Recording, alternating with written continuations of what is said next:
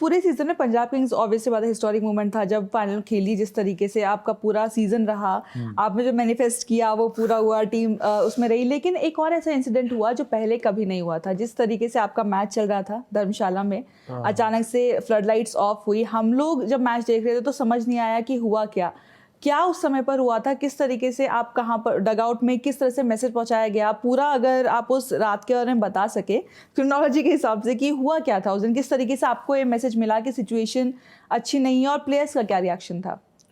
Ma'am हमारा scene तो बहुत चिल्ड आउट था क्योंकि जब मैच चल रहा था तो प्रियांश प्रभ जो बैटिंग कर रहे थे वो डिफरेंट लेवल 10 ओवर 110, तो हम लोग को तो था कि 250 करना है 300 करना है, सो हम लोग वो बातें कर रहे थे अंदर ही कैसे कैसे बैटिंग में कौन जाने वाला है क्या है।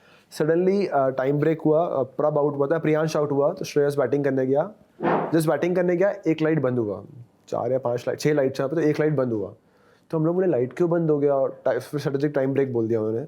तो अंपायर अंदर गए तो बोले हमें बोला टेक्निकल एरर है, इस लाइट बंद हुआ है। फिर फोर्थ अंपायर अंदर गया, श्रेयस को बोला चलो बाहर चलो, प्लेयर्स को बाहर लेके आया। तो हमने बोला क्या हुआ भाई, टाइम लगेगा क्या? बोले हाँ बाहर लेके आया।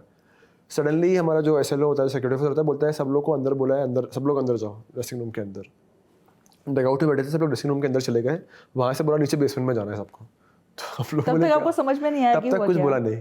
फिर ऑब्वियसली मैम इंडियंस हैं, अफवाह तो हम ही लोग उड़ाते हैं, अफवाह बढ़ा चालू, ब्लास्ट हुआ है, ये हुआ है, वो हुआ है, सीरियस वाला, मतलब अभी मैं हंस के बोल रहा हूँ बट सीरियस वाला कि वहाँ ब्लास्ट हो गया। और तब प्रॉब्लम्स तो दिख ही रहे थे कि बॉर्डर से प्रॉब्लम चालू हुए उस मैच के पहले, ऐसे मालूम पड़ा था क्योंकि उसके बाद के मैचेस तो फिर श्योर नहीं थे कि होंगे नहीं, वो बेसिकली रीशेड्यूल करने का हो गया, रीशेड्यूल का था। बट मैम तब तक तो मैच हो रहा था और बस बॉर्डर से प्रॉब्लम थे, इतना मालूम था हम लोग को, बाकी कुछ मालूम नहीं था कि कहाँ ब्लास्ट हुआ है क्या हुआ है।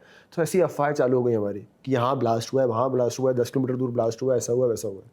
फिर हमें बोला गया कि भाई बॉर्डर में प्रॉब्लम चालू है, इसलिए बस प्रिकॉशनरी मेजर्स हैं, कुछ भी नहीं है, तो आप लोग वापस होटल में जाने को बोला, आप लोगों को बस इतना बोला है। फॉरेन प्लेयर्स का क्या रिएक्शन था उस पूरी सिचुएशन में? बहुत डरे हुए थे मैम सच बोलूँगा, बहुत डरे हुए थे। मतलब वो लोग शायद मैम, हम लोग जिस कल्चर में रहते हैं, हम लोग को ये दंगे फसाद यहाँ पे हम लोग को बचपन से सुनने को मिलता रहता है। मे बी हम लोग ने खुद, शायद मैंने खुद एक्सपीरियंस नहीं किया, आपने खुद नहीं किया होगा शायद से, बट हमें सुनने को तो मिलता ही रहता है आए दिन कि ये होता है वो होता है।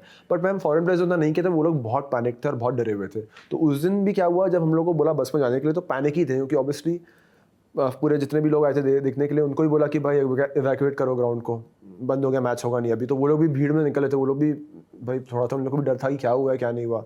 और हम लोग को बोला कि जिसको जो बस मिल रही है, यूजुअली क्या होता है कि पंजाब की एक बस रहेगी, दिल्ली की एक बस रहेगी, तो हमारी बस में हमारे प्लेयर्स रहेंगे, जिसको जो बस मिलती है उस बस में बैठ के जाए। तो हमें लगा कि भाई इतना क्यों जल्दी भेज रहे हैं, इतना क्या हो गया कि भाई हम भी दिल्ली के प्लेयर्स हैं, मिचेल स्टार्क हमारे बस में बैठ के आ रहा है, हमारे प्लेयर्स उनकी बस में बैठ के जा रहे हैं, तो मिक्स एंड मैच होकर सब लोग जा रहे हैं। बस में जगह नहीं है खड़े होगी, धर्मशाला में छोटी बस चलती है, बड़ी वाली बस चलती नहीं है, तो 10 से 12 सीटर चलती है।